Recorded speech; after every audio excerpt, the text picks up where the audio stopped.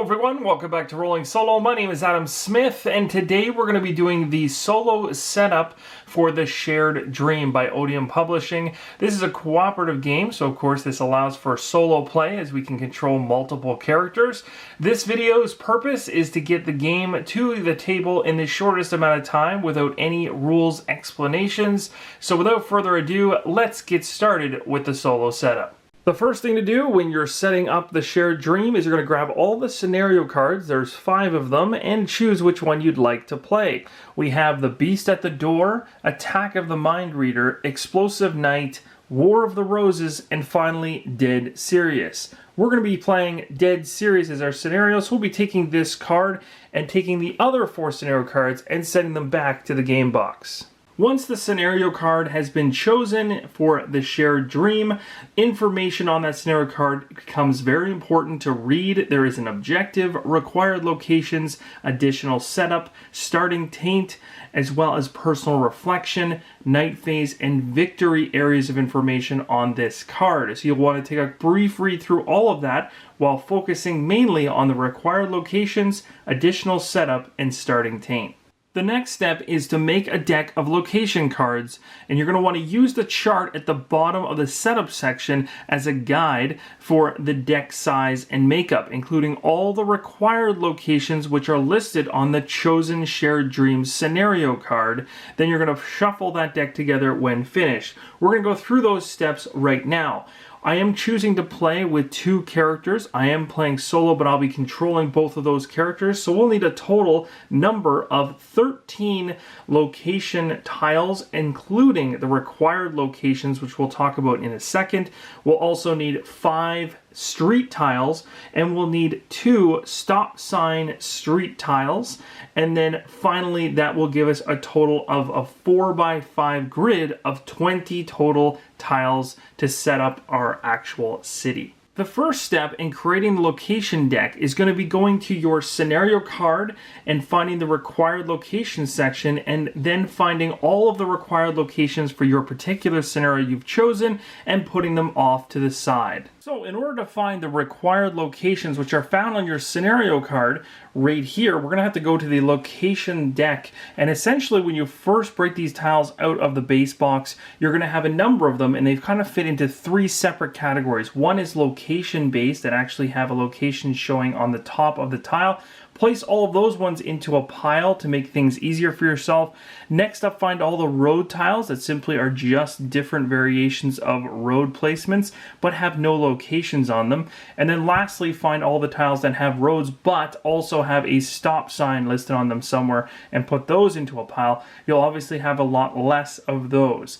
The first thing you're going to do when you're building this location tile deck is you're going to be trying to find those required locations, and you can use that scenario card as a guide because it has all of them listed on it. I've already gone ahead and I've already found those, so I know there's a total of 10 of them. And so all the way down from the downtown location to the high school location, and I have my 10 scenario cards here already. Now, if we take a look at the chart here, if we're playing with 2 players, the total number of locations has to be 13, including the required locations, meaning we have to grab 3 more from this pile. So without looking, we're going to do a quick shuffle here, and we're going to throw 3 more of them into the pile off to the side, and then these 2 that we didn't use are going to go back to the game box. The next thing we do is we go to the next level, which is the number of streets we're going to add in at 2 players, because I'm controlling 2 different characters in my playthrough. So I will be playing solo, but I will be controlling 2 characters. 5 streets need to be added in. So we're going to take this deck, we're going to flip it over, give it a shuffle. This again has only just regular streets in this one, and we're going to go ahead and we're going to grab the first 5 off the top. So 4, 5. Add that to the stack, the rest can go back to the box. Lastly, we have these ones, which are just some street signs or stop signs on streets. And we need a total number of 2 of them, 2 stop sign streets to be added into this deck. And you can see each of them are very different from each other. So they'll change up how things go every single time you play a certain scenario. So I'm going to grab 2 of them, put them into the pile, and the other 2 will go back to the box. Lastly, what you're going to do is you're going to take the entire pile, which is all the tiles that you have, and at this point, if you've actually done the math correctly, it should be exactly what 5 times 4 comes out to, which is 20. So I should have a total of 20 tiles here, and you're going to want to shuffle these up, and then we'll begin to place them out. Now that we've shuffled up the location cards, we're going to go ahead and lay these out one at a time in rows of 4 all the way down. So we're going to have 5 rows of 4, which will give us 20 total. So let's go ahead and get started. The very first one is going to be a stop. So this is actually going to go way up here like so. We may have to move this around as we go. Next up, we've got ourselves the McAllister's Investigations, which will go like this. So you can see you're going to want to make sure that there's a road connection between them. And if there isn't, you're going to have to rotate it in a way that makes it work. Downtown will be right here. And lastly, we have the high school. So we have quite a few things in a row there, with a stop sign as well, stopping things. Next up is the voodoo shop, which is right here. We then have the, we have a 4-way street, or a crossroads basically going on there. Another stop, so this stop's going to actually impede moving from downtown, and it's going to stop movement going through here. Again, there's rules for this, which I'll explain in better detail when we get to that in the playthrough. We have the hospital right here. We have, looks like Sandra's Alley, if I'm pronouncing that correctly, right here. Next up, we have the bottoms up bar. Just going to go right here. And then we have the park, which sits like this. We have a warehouse, which is right here.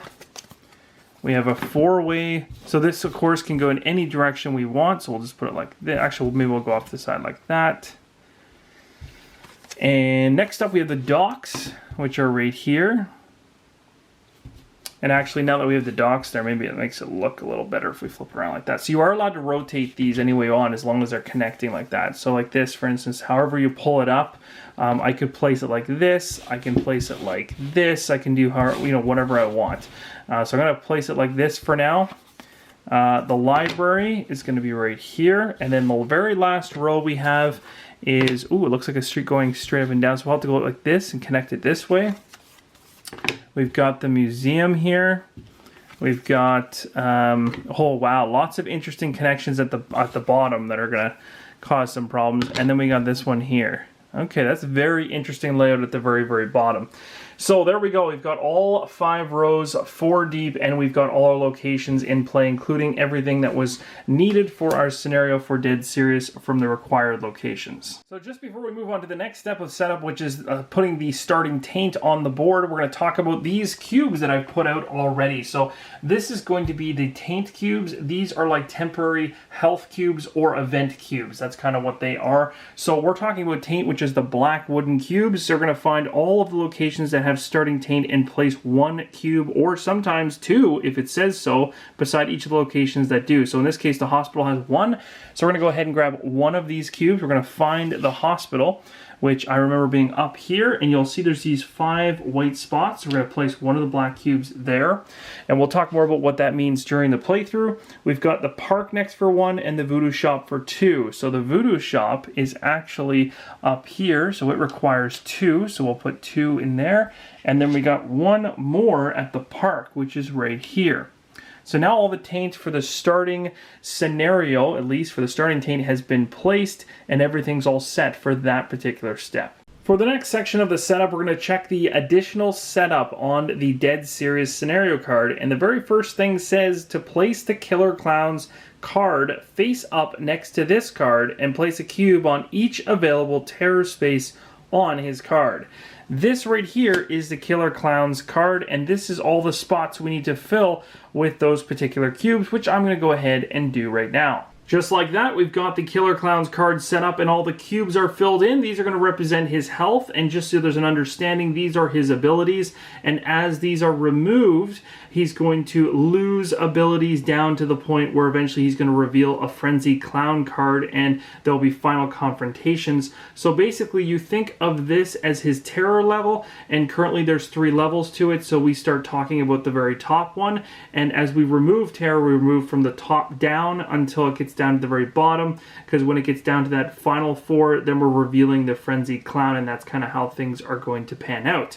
So moving right along here to the additional setup, we have Shuffle the Clown ability, Dream, Fragments, and the final confrontation decks, and place them within easy reach. So we're going to go ahead and grab those decks, and we're going to place them right above the clown card right now. Alright, the decks are all set up. We've got the Clown Abilities deck, the Dream Fragments deck, and the Final Confrontation deck all shuffled up and just up above the Killer Clown card, which is then above the Scenario card that we're currently playing.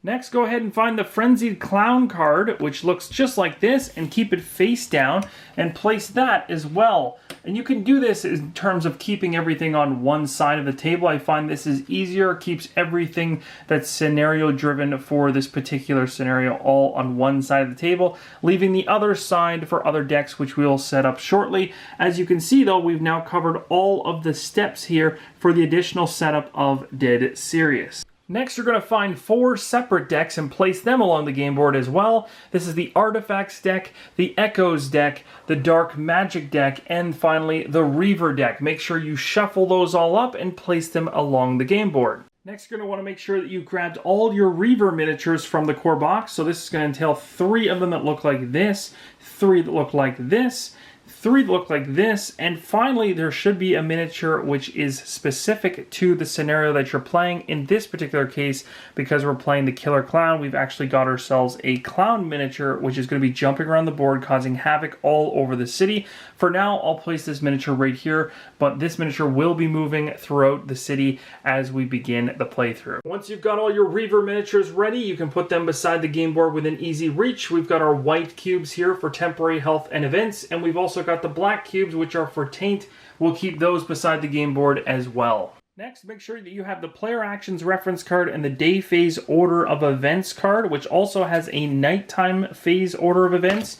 Make sure those are in front of you, because these will be really helpful as you go through the game. You can reference these for what you can do in your turn, as well as how the round should play out for day and night phases. Now let's talk about the setup for the character you've chosen to play. So in this case, for me, I've chosen Ryder Strathmore as well as Nikki Meeks, but we're going to focus on just one of these, because once you set up one of them, you'll know how to set up any number of them. We're using 2 for this playthrough, so these are the things you're going to want, the components you're going to want for your character. The first thing is your character board.